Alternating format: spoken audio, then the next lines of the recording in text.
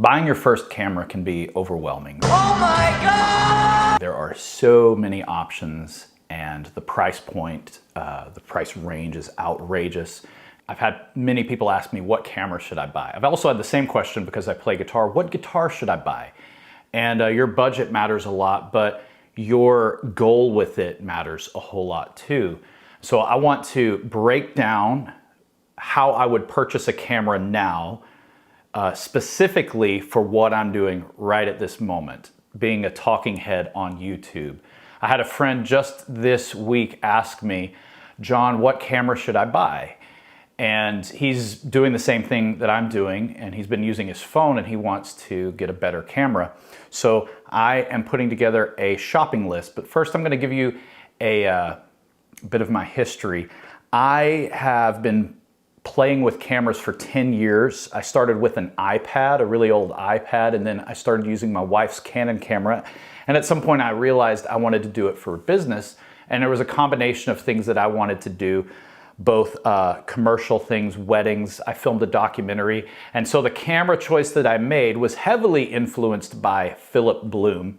He's an amazing YouTube content creator, reviews cameras and drones. His videos are unmatched. You will watch his 40-minute reviews of cameras and you won't skip ahead because he's just a great filmmaker and a great storyteller in that sense. And he recommended the GH4 from Panasonic, which I got at the time. And I filmed a 40-minute documentary on that and a great many other projects. And then I have since then upgraded to the GH5, which I'm filming right now on. And for what I've been doing, the GH5 has been great. But as soon as I started getting in front of the camera and talking, there was one camera feature that was glaringly obvious that the GH5 doesn't excel in, which is my main feature that I would look for in a camera now, and that is autofocus. Your focus needs more focus. The GH5, the Panasonic cameras do have some good autofocus, but it's mostly when taking pictures. Autofocus for video is a different thing. Canon does that well, and Sony does autofocus very well. So this might seem like a Sony ad, but because I've used Canon cameras and I've used Sony cameras, my preference is Sony. So the two main things that I'm looking at a camera for is picture quality, but also usability. The best camera is the one you're going to use. It doesn't matter if you have a world-class camera, but it's difficult or irritating to try and figure out how to use it. I want to give you the cameras that I would recommend if I was moving from my phone to getting my first camera. But the first thing you need to know is you're going to have to use the camera quite a bit to get good at it. You're going to have to learn how it works. You're going to have to learn some terminology and some technical jargon. You're going to have to learn things. No camera that is getting a great quality image like this is going to work the same way that your phone does. And we love iPhones because you can turn them on and get a great quality image, but there is a cap on how good that image quality can be. And if you want to step it up, these are the cameras I would recommend on different price points. But just so you know, you're gonna have to learn how to use them. You're probably gonna turn on any camera that you get and get some really bad photos and be frustrated. So you're gonna have to go on YouTube and find some tutorials. This is not a tutorial for these cameras. But if I was starting over and I wanted to sit down in front of a camera and talk to it, the first camera that I would look at on the entry-level budget is the Sony ZV-1 Mark II. There's also a Mark I, but I would go with the Mark II. You're looking at a $900 camera. It has a lens attached to it, so that it's not an interchangeable lens, and it goes from 18 millimeters, which is pretty wide, to 50 millimeters, which is a bit more telescopic, a little bit more narrow. It has a flip screen. All of these cameras, from what I understand, have flip screens. I haven't touched every single one of them, but I have used a few of them.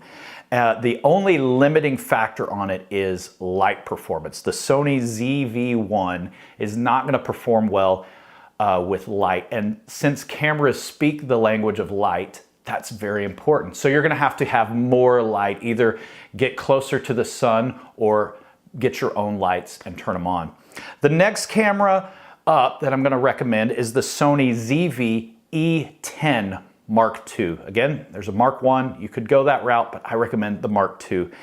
This is a $1,200 camera. It comes with a kit lens, and what that means is there's a entry-level lens that it comes with. My recommendation to every person who buys a camera with interchangeable lenses, if you get a kit lens, pack it up and never use it. Like if you have a time period where maybe you're trying to decide which other lens to use and you just want to learn how to use it, fine, go ahead and use it, but you're going to want to buy a different lens. And I'll have a lens for you at the end of this video that I'm going to recommend. So the Sony ZV-E10 Mark II has interchangeable lens capability, and that means it's very versatile. So you're talking about a camera and a sensor and its ability to process images, and then the glass, the lens on it is able to capture all the light is coming through that. And so you can change out the lens and have it do whatever you want. This is where it starts getting more expensive. The more lenses you get, the more expensive they get. This camera is gonna shoot at 40K, 60 frames per second, and it's got a larger sensor than the camera before it. The sensor is what's detecting the light, and so a larger sensor generally means you're gonna better image quality. The next up is the Sony a6700. There are a bunch of these cameras. It's a little confusing. There's a a6100, an a6500, an a60. There's just about every number in there. The a6700 is currently the newest one that I'm aware of. And it's gonna shoot 4K video at up to 120 frames per second. So you'll get some really beautiful slow motion in 4K. This is a $1,600 camera. Again, that's not coming with a lens, so you need to put a good lens on it. It has AI enhanced autofocus. So this camera the autofocus is already gonna be good on the first two cameras I mentioned. This one's gonna be even better. And so the autofocus is speeding up your filming process. You can turn the camera on, point it at yourself, and the autofocus, when you have it turned on, is going to keep you in focus, and you'll never have to worry about that. This camera has IBIS, internal stabilization, and so that is going to help you if you're moving the camera to have a more steady shot. You can always stabilize in post. There's some software out there that you can do that with, lots of different options, but if you can stabilize in the camera while the image is being captured, that's always a better option. That's why you see these cameras on huge gimbals and things like that. It's to control how much the camera shakes and how much the image shakes. Next up, all right, we're getting in, these last two are unrealistic for probably what you want to do if you want to sit in front of here, but these are cameras that I would be interested in getting. Potentially the Sony FX30, which is a $2,300 camera, or the FX3, which is a $4,000 camera. These cameras have real cinema quality images, especially the FX3. It has a very large sensor. It is excellent in low light. Look at the size of that thing. And if you are like me and you love seeing behind the scenes, like I've watched the behind the scenes on the Lord of the Rings extended edition, I don't know how many times. There's a movie called The Creator. You should definitely watch it. It's a sci-fi movie, and if you buy it, there's an hour-long mini documentary about how it was filmed and how they made a film that looks like it's on par quality image-wise with a $200 million Marvel movie, but they filmed it for $80 million. And that's a huge, huge difference there. And they shot the whole movie not on a $40,000, $50,000, $100,000 camera. They shot it on a $4,000 camera, the FX3. And they had a very good lens for it as well. They also, point of fact, every aerial shot that you see in that movie was shot on a DJI drone that cost $4,000. And this is again, $80 million Hollywood movie shot on a $4,000 camera and a $4,000 drone. Normally, they're shot on much more expensive cameras than that. And so the making of that movie is kind of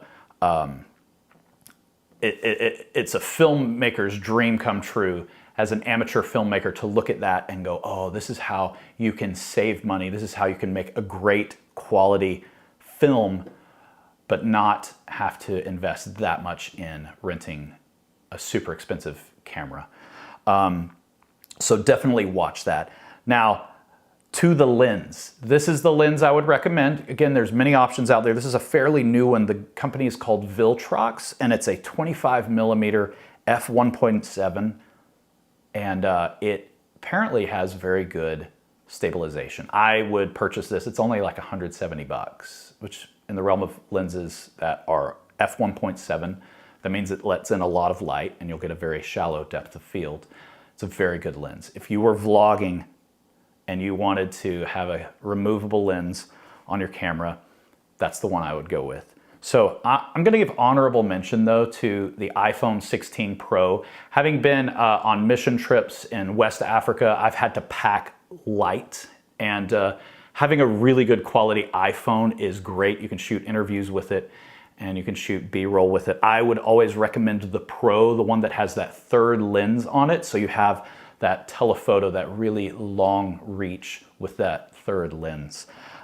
So if I had to pick one of these cameras for myself, I would definitely consider the A6700, and I would get the Viltrox lens to go with it. At some point, I'm going to recreate this camera setup, and I want to just be able to set up the camera and hit record. Right now I have an Atomos monitor on there so I can see what my image looks like and I can check if I'm in focus. I spend a lot of time thinking about, am I in focus? Because I'm doing it manually. I'm turning the lens to get myself in focus. I'm doing a test shot and then I'm going back. Autofocus would change all of that.